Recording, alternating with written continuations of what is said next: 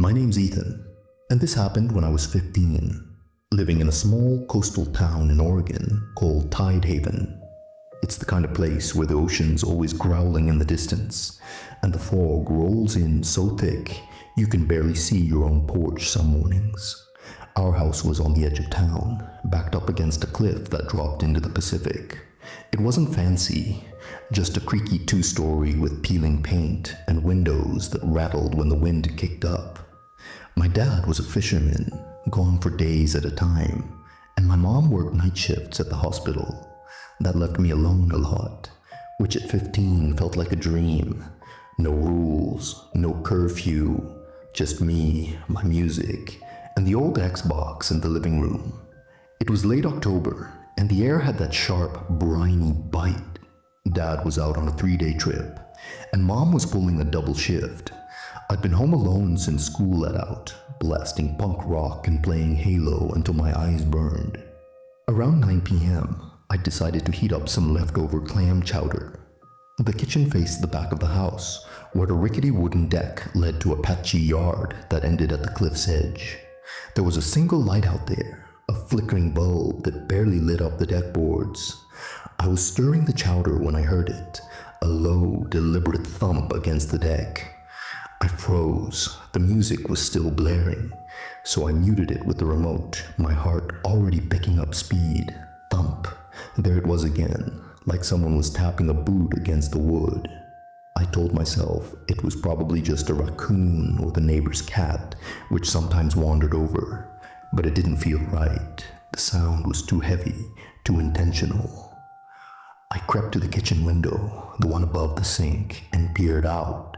The fog was thick that night, swirling under the deck light like smoke. I couldn't see much beyond the railing, just shadows, and the faint outline of the cliff dropping into the dark. Then I saw it, a shape just past the light's reach. It was tall, humanoid, standing still in the yard. I squinted, trying to make sense of it. Maybe it was a tree stump I'd forgotten about. But no, we didn't have any trees back there. The shape didn't move, but I could feel it watching me. My stomach twisted, and I backed away from the window, grabbing my phone. No signal, typical for Tidehaven when the fog was bad. I thought about calling Mom, but her hospital was 20 miles away, and she'd be in the middle of her shift. Thump. Louder this time, like the shape had taken a step closer. I flicked off the kitchen light, hoping darkness would hide me. My hands were shaking as I fumbled for the back door's lock, making sure it was bolted. It was. I stood there, listening, the chowder forgotten on the stove. Silence. Then, a voice, low, gravelly, almost swallowed by the fog. "Hey, kid, you in there?" My blood ran cold. It wasn't a neighbor's voice. It wasn't anyone I knew. I ducked below the counter, heart pounding so loud I thought it'd give me away. The voice came again, closer now, right outside the door. "I'm cold out here, let me in, yeah?" It wasn't a question. It was a demand, calm but wrong, like the guy knew exactly what he was doing. I crawled to the living room, staying low, and grabbed the baseball bat Dad kept by the couch. The house was dark now, except for the glow of the Xbox. I didn't dare turn it off. Any sound felt like it'd draw attention. I crouched by the stairs, listening. The thumping stopped, but now there was a faint scratching, like nails dragging across the deck's wood. I pictured the shape out there, circling the house, looking for a way in. My mind raced. Had I locked the front door? The windows? I couldn't remember. The scratching stopped, and for a moment, I thought maybe he'd left. Then the doorbell rang, sharp, jarring, like a scream in the quiet. I nearly dropped the bat. Who rings a doorbell at 10 p.m. in a town like this? I didn't move. It rang again, then again, each chime slower, more deliberate, like the guy was toying with me. I wanted to yell, to tell him to get lost, but my throat was dry. Instead, I crept upstairs to my room, locking the door behind me. My window faced the front yard, and I peeked through the blinds. Nothing but fog and the faint glow of the street light down the road. I called Mom's cell, praying for a signal. It rang once, twice, then went to voicemail. I texted her, "Someone's outside, call me." No response. I tried 911, but the call wouldn't connect. The fog always messed with the signal, but tonight it felt personal, like the world was conspiring to trap me. I sat on my bed, bat across my lap, listening. The doorbell had stopped, but now I heard something worse. Footsteps, slow and heavy, crunching on the gravel path around the house. I stopped under my window. I held my breath, waiting. Then, a tap. Not on the glass, but on the wall, like someone was testing it, feeling for weaknesses. Tap, tap, tap. Slow, rhythmic, like a heartbeat. I gripped the bat tighter, my palms sweaty. I wanted to scream, to run, but where could I go? The cliff was behind the house, the ocean below. The nearest neighbor was a quarter mile away. The tapping stopped, and the silence was worse. I strained to hear anything. Footsteps, breathing, anything to tell me where he was. Then from downstairs, a faint creak, the kind the floorboards make when someone steps on them. My heart stopped. The back door was locked. I was sure of it. But what about the windows? The old latches were flimsy, easy to jimmy. I pictured him inside, creeping through the dark, that gravelly voice whispering my name. I slid under my bed, the bat clutched to my chest. The floor was cold, dust tickling my nose. I held my breath, listening. Another creak, closer now, at the bottom of the stairs. My phone buzzed. "Mom, finally." I whispered, "Someone's in the house." Her voice was sharp, panicked. "Stay hidden. I'm calling the police. Don't move, Ethan." I could hear her shouting to someone, probably a coworker, to get help. The creaking stopped, but I heard something else. A low humming sound, like someone muttering to themselves. It was coming from the hallway, just outside my door. I stared at the gap beneath it, waiting for a shadow to pass. Nothing, just the humming, steady and unnatural, like a chant. My phone buzzed again. Mom, texting. "Police are 10 minutes out. Stay quiet." 10 minutes. It might as well have been an hour. The humming stopped, and I heard footsteps retreating, fading downstairs. Then, a loud thud, the back door slamming shut. I waited, frozen, expecting it to be a trick. But the house stayed silent. No footsteps, no tapping, just the distant roar of the ocean. When the police arrived, they found the back door wide open, the lock untouched. Footprints circled the house, deep and uneven, like someone had been pacing for hours. They led to the cliff's edge and stopped, like the guy had vanished into the fog.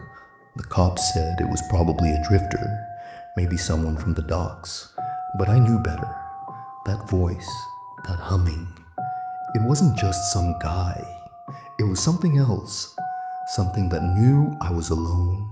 It's been 2 weeks since that night, and I haven't slept right since. I'm Ethan, still 15, still stuck in Tidehaven, where the fog never seems to lift anymore. After the police left, Mom wouldn't let me stay home alone. She started taking day shifts at the hospital, and Dad cut his fishing trips short, but I could tell they were rattled. The cops didn't find much, just those footprints that stopped at the cliff, like the guy had jumped into the ocean or sprouted wings. They said they'd keep an eye out, but Tidehaven's police force is 3 guys and a dog.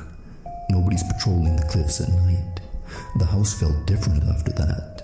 The creaks I used to ignore now made my skin crawl. I kept the baseball bat in my room, propped against the bed frame. Mom bought new locks for the doors and windows, the heavy kind that clank when you turn them. Dad even rigged a motion sensor light on the deck, but it went off every time a gull flew by, so we turned it off after a couple of days. I started noticing things though, little things. A smudge on the kitchen window, like someone had pressed their hand against it. A weird scratch on the deck railing, too deep to be from an animal. I didn't tell Mom or Dad, they were already on edge, and I didn't want them thinking I was paranoid. It was a Friday when it started again. Dad was back at sea, and Mom was at the hospital until midnight. I was in the living room, trying to focus on a biology assignment, but my eyes kept drifting to the back door. The new lock gleamed under the kitchen light, but it didn't make me feel safe. Around 8 p.m., the fog rolled in thicker than usual, swallowing the yard. I closed all the blinds, double-checked the locks, and turned up the TV to drown out the silence. That's when I heard it. A low, rhythmic scrape, like someone dragging a stick across the deck. I muted the TV, my heart already in my throat. The scraping stopped, then started again. Slower, deliberate. I grabbed the bat and crept to the kitchen, staying low. The back door's window was fogged up, but I could see a shadow moving outside just beyond the glass. It wasn't tall like the figure from before. It was hunched, almost crawling. My first thought was an animal, maybe a coyote. But then I heard the voice again, that same gravelly rasp, muffled by the door. "Ethan, open the door." I dropped to the floor, my breath catching. How did he know my name? I hadn't told anyone about the voice, except Mom and the cops, and they hadn't released any details. I crawled to the living room, my hands shaking so bad I could barely hold the bat. The scraping followed me, moving along the outside wall like he was circling the house. I checked my phone, no signal again. I texted Mom anyway. "He's back. He knows my name." I didn't expect it to send, but I needed to do something. The scraping stopped, and I thought maybe he'd left. Then the front doorbell rang, once, twice, 3 times, slow and taunting, just like before. I ran upstairs to my room, locking the door behind me. My window faced the front yard, and I peeked through the blinds, expecting to see that hunched shape. Nothing, just fog and the faint glow of the streetlight. But then I heard it, a faint tap on the glass, not my window, but the one downstairs in the living room. Tap, tap, tap, like he was testing every window, looking for a way in. I called Mom's cell, and this time it connected. "Ethan, what's wrong?" she said, her voice tight. I whispered, "He's outside again. He said my name." She went quiet for a second, then said, "Lock yourself in my room. I'm leaving now. Police are on their way." I could hear her car keys jangling as she ran out of the hospital. I grabbed the bat and sprinted to her room, locking the door. The house phone was on her nightstand, but I didn't dare use it. What if he heard me? The tapping stopped, replaced by the humming again, low, eerie, like a warped lullaby. It was coming from outside near the back deck. I crouched by the bed, straining to hear over the pounding in my chest. Then, a new sound, a faint click, like a lock being tested. My stomach dropped. The new locks were supposed to be unbreakable, but what if he had a key? I pictured him slipping inside, that hunched shadow creeping up the stairs. I texted Mom again. "I think he's trying to get in." She replied instantly, "Police are 5 minutes out. Stay hidden." 5 minutes felt like forever. The humming grew louder, closer, like he was right under the window. I peeked through the blinds, just a crack, and saw him. Not tall this time, but small, wiry, his head tilted at a wrong angle, like a puppet with loose strings.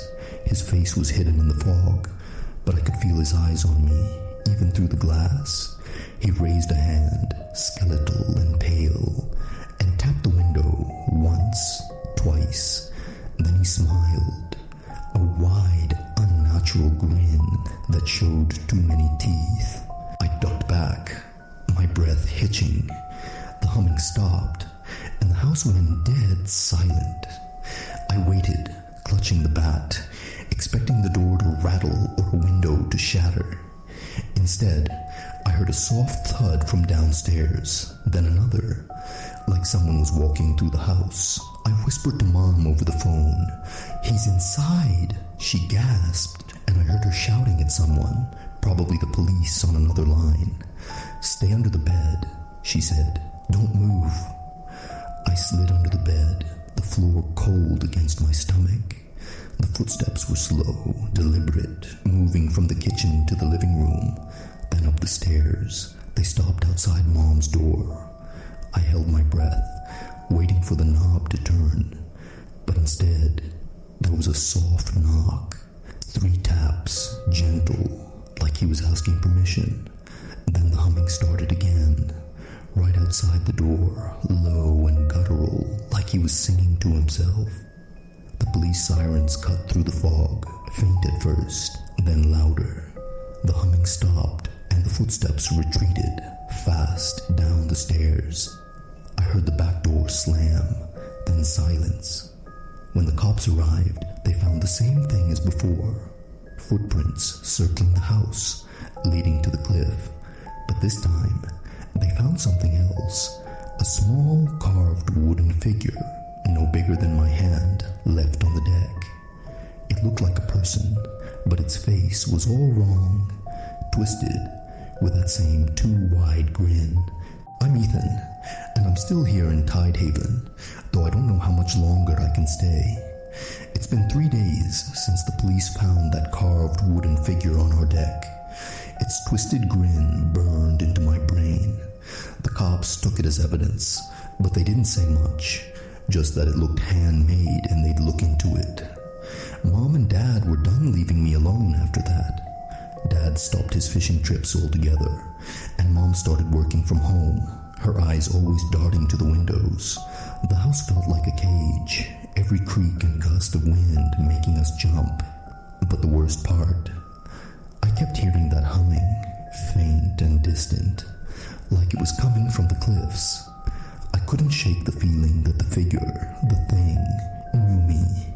It knew my name, my routine, my fear. I started digging, desperate for answers. Tidehaven's a small town, so I went to the library, flipping through old newspapers and town records. Most of it was boring, fishing quotas, town fairs. But then I found something, a clipping from 1983 about a drifter who'd lived on the cliffs. His name was Elias Kane, a loner who'd built a shack out there and was known for carving strange wooden idols. The article said he'd vanished after a storm, presumed drowned, but locals swore they saw him wandering the cliffs at night, humming an old sea shanty. My stomach churned. The humming, it was the same. That night, I told Mom and Dad what I'd found. Dad scoffed, said it was just a ghost story kids told to scare each other. But Mom looked pale, like she knew something. "Ethan," she said, her voice low, "don't go looking for trouble. Some things are better left alone." I pressed her, but she wouldn't say more, just locked the doors and checked the windows again. I couldn't let it go, though. If Elias Kane was connected to whatever was stalking me, I needed to know. The next evening, the fog was so thick, it felt like the house was floating in it. Mom was on a call with the hospital, and Dad was in the garage fixing his tackle box. I was in my room, trying to focus on homework, when I heard it. A single thump on the deck. My heart stopped. I grabbed the baseball bat and crept downstairs, checking the locks.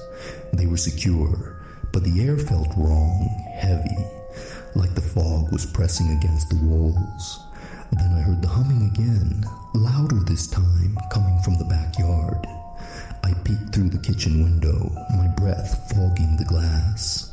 There he was, Elias, or whatever he was. He wasn't hunched this time, but tall, gaunt, his face half hidden in the fog. His eyes glinted under the deck light, unblinking, and that grin stretched across his face, wider than any human's should be. In his hand was another wooden figure, identical to the one the police took, its carved face mirroring his. He raised it slowly, like an offering, and placed it on the deck railing. Then he tapped the window. Tap, tap, tap, his nails black and jagged. I stumbled back, tripping over a chair. Dad burst in from the garage, his fishing knife in hand. "Ethan, what's going on?"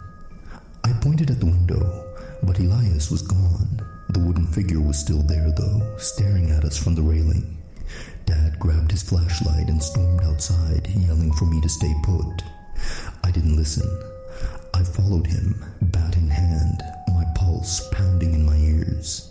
The fog swallowed the deck light, and Dad's flashlight barely cut through it. We found the figure, its carved grin gleaming wetly in the mist. Dad picked it up, then froze. "Ethan," he whispered, "look." The footprints were back, circling the house, but this time they didn't stop at the cliff. They led to the shed in the corner of the yard, a rickety thing we never used. Dad gripped his knife tighter and motioned for me to stay back. He yanked the shed door open, and the smell hit us, rotting fish and something sour like old blood. Inside, the walls were covered in carvings, dozens of wooden figures like the ones we'd found, each with the same twisted grin. In the corner was a pile of rags, and under it, a journal, its pages yellowed and stained. Dad flipped it open, his hands shaking. The writing was scrawled, frantic, full of sketches of the cliffs and phrases like "the sea calls" and "they watch from the deep." One page had my name, written over and over, circled in red. Below it was a drawing of our house, with a figure standing outside my window. Dad slammed the journal shut, his face white. "We're leaving," he said. "Now." We ran back to the house, but the humming was everywhere now, echoing from the cliffs like a chorus. Mom was at the door, screaming for us to get inside. As we bolted the doorbell rang. Slow, deliberate, like a heartbeat. I looked through the peephole and saw him, Elias, standing on the porch, his grin splitting his face in two. He didn't move, just stared, his hands empty, but his presence suffocating. Mom called the police, but the line went dead. The fog was so thick I couldn't see the street anymore. Then the windows rattled all at once, like something was pressing against the house. The humming grew louder, vibrating in my chest, and I heard whispers mixed in, my name, over and over. Dad grabbed his shotgun from the closet, loading it with trembling hands. "Ethan, get upstairs," he said. I didn't argue. I locked myself in Mom's room, bat in hand, and slid under the bed. The humming followed me, seeping through the walls, and I heard footsteps circling the house, slow and deliberate. The police arrived an hour later, their sirens cutting through the fog. They found no one, but the wooden figure was gone from the deck. The shed was empty too. No carvings, no journal, just the smell of rot lingering. The cops said we'd probably imagined it, that the fog played tricks, but I saw Dad's face. He knew it was real. That night, we packed a bag and drove to a motel in the next town. We haven't been back to the house since. I still hear the humming sometimes when I'm alone. It's faint, like it's calling me back to the cliffs. I don't know what Elias Kane was, or is. Maybe he drowned in '83, or maybe he's something else, something the sea spat out. But I know he's still out there, waiting, his grin carved into my nightmares.